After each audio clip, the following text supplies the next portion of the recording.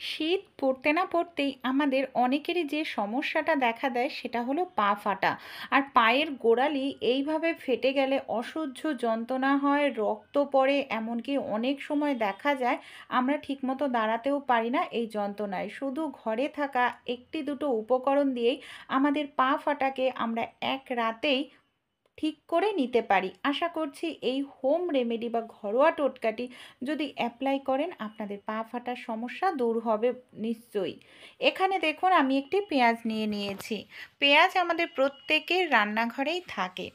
এখানে যে পেঁয়াজটা আমি নিয়েছি মিডিয়াম সাইজের একটি পেঁয়াজ। সবার প্রথমে পেঁয়াজটাকে খোসাটা আমি এইভাবে ছাড়িয়ে নিচ্ছি। পেঁয়াজ চুলের জন্য উপকারী আমরা প্রত্যেকেই জানি, কিন্তু বন্ধুরা পেঁয়াজ আমাদের পা ফাটার কমাতেও সাহায্য করে। পেঁয়াজের মধ্যে সালফার এমন কিছু উপকরণ আছে যেটা আমাদের ফাটা ত্বক মোলায়েম করতে ভীষণ সাহায্য করে। একটি গ্রেটার নিয়ে নিয়েছি। গ্রেটারের সাহায্যে আমি পেঁয়াজটাকে এইভাবে গ্রেট করে নিচ্ছি। একটু ধীরে ধীরে গ্রেট করতে হবে, তাহলে কিন্তু পেঁয়াজটা একেবারে মিহি হয়ে যাবে। আপনারা চাইলে মিক্সিতে পেস্টও করে নিতে পারেন। একটি ছাঁকনির সাহায্যে এখানে আমাদের পেঁয়াজের যে রসটা আছে সেটাকে বের করে নিতে হবে। 1 চামচ পরিমাণ পেঁয়াজের রস হলেই কিন্তু আমাদের যথেষ্ট দুটো পায়ের জন্য। এখানে দেখুন পেঁয়াজের রসটা আমি নিয়ে নিয়েছি।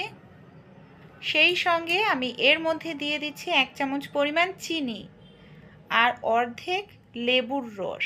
লেবুর রসে ভিটামিন সি, ভিটামিন কে, এমনকি আরও কিছু উপকরণ আছে যেটা আমাদের ত্বকের জন্য ভীষণ উপকারী। ফাটা ত্বক আমাদের রাতারাতি ঠিক করতে সাহায্য করে।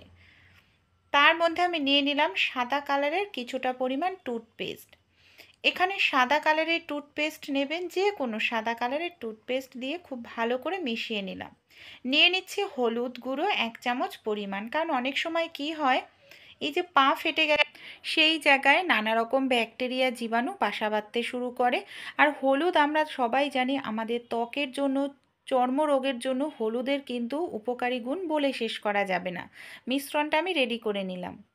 এখানে একটি পাত্রের মধ্যে আমি হালকা উষ্ণ গরম জল নিয়েছি। এখানে উষ্ণ গরম জলই নিতে হবে যতটা আমরা সহ্য করতে পারি। জলের মধ্যে কিছুটা পরিমাণ নুন আর একটি 1 টাকা দামের শ্যাম্পুর পাতা আমি দিয়ে দিলাম। সামান্য হলুদ দিয়ে খুব ভালো করে আমি জলটাকে এইভাবে মিশিয়ে নিচ্ছি। এবার দেখুন আমি যে পাটা দেখাবো, দেখতে পাচ্ছেন পাটা কিন্তু একেবারে গোড়ালিটা দেখুন ফেটে গেছে। ঠিক মতো কিন্তু শীতকালে দেখা যায় ইনি হাঁটতেও কষ্ট হয়, এতটাই পা মারাত্মক ফেটে গেছে। এই দেখুন, দেখতে পাচ্ছেন। যখন আমি এটাকে ঠিক করব দেখবেন আপনাদের এই যে পা একেবারে ঠিক হয়ে গেছে, পা ফাটা। এবার আমাদের কি করতে হবে, যে জলটা আমরা রেডি করে রেখেছিলাম উষ্ণ গরম জলের মধ্যে, সেই জলের মধ্যে না আমাদের এই পাটাকে মিনিমাম 5 থেকে 8 মিনিট 10 মিনিট রেখে দিতে হবে। উষ্ণ গরম জল কিন্তু নিতে হবে, তার ভিতর নুন, হলুদ, শ্যাম্পু দিয়ে দিতে হবে।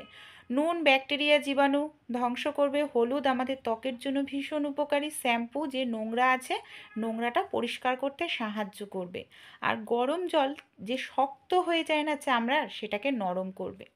আমাদের বাড়িতে যে এই ধরনের ব্রাশ আছে কম বেশি প্রত্যেকেরই, এটা মরা চামড়াকে তুলতে সাহায্য করে, দামও কিন্তু খুবই কম।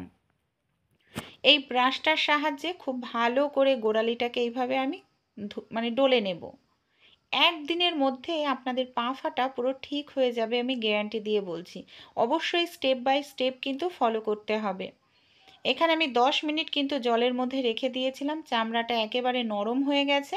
আমি এই ঘষনিটা দিয়ে একটুখানি ডলা দিচ্ছি, মরা চামড়াটা খুব সহজেই উঠে যাবে। মরা চামড়াটা উঠে গেলে তারপর যদি আমরা কোনো কিছু লাগাই তাহলে কিন্তু কাজে দেবে, কারণ এই মরা চামড়ার উপরে যদি কোনো কিছু লাগাই তাহলে যে মিশ্রণটা তৈরি করেছি সেটা কিন্তু এর ভেতরে ঢুকবে না, এর ফলে কোনো কাজ হবে না। জল দিয়ে আমি ধুয়ে নিলাম। দেখুন এখনই দেখতে পাচ্ছেন রেজাল্ট, দেখুন প্রথমে কেমন ছিল আর এখন দেখতে পাচ্ছেন পুরো পাটা পাল্টে গেছে। এবার কি করব, যে মিশ্রণটা আমরা তৈরি করে নিয়েছি মিশ্রণটাকে খুব ভালো করে গোড়ালি থেকে পুরো পা যেখানে যেখানে ফেটে গেছে ফাটা জায়গাগুলোতে আমি এইভাবে দিয়ে দেব। এইভাবে আপনারা যাদের অতিরিক্ত ফেটে গেছে 1 থেকে 2 দিন করুন, দেখবেন পা ফাটা পুরো ঠিক হয়ে গেছে। আপনাদের রোজ করার প্রয়োজনই পড়বে না, আর একবার করলে আপনাদের পা একেবারে নরম কোমল হয়ে যাবে। এটাকে দিয়ে কিন্তু অবশ্যই আমি 10 মিনিট রেখে দিয়েছিলাম, দেওয়ার সঙ্গে সঙ্গেই করবেন না। 10 মিনিট রেখে দেবেন, মিশ্রণটার উপকরণ আপনাদের ত্বকের ভেতর ঢুকবে। তারপর একটি লেবুর খোসা নিয়ে আপনারা এইভাবে একটু ডলে নিন, দেখবেন আপনাদের পা ভেতর থেকে একেবারে নরম হয়ে যাবে। প্রথমেই দেখেছেন গোড়ালির চামড়াগুলো কীরকম ফেটে গেছিলো, এবার আমি জল দিয়ে ধুয়ে মুছে নিয়েছি। দেখুন রেজাল্ট আমি প্রথমেই বলেছিলাম আপনাদের দেখাবো, যে পা একেবারে মানে ফেটে চৌচির হয়ে গেছিলো সেই পাটাও কত সুন্দর মোলায়েম হয়ে গেছে। এখানে আপনারা ভ্যাসলিন নিয়ে নিতে পারেন কিংবা নারিকেল তেল। রাত্রিবেলায় শোয়ার আগে এই কাজটি করবেন, তারপর হয় ভ্যাসলিন, নয় বোরোলিন, নয় নারিকেল তেল খুব ভালো করে মেখে শুয়ে পড়বেন। সকালে উঠে দেখবেন আপনাদের পা একেবারে নরম হয়ে গেছে। ভালো লাগলে অবশ্যই আপনারাও অ্যাপ্লাই করে দেখবেন।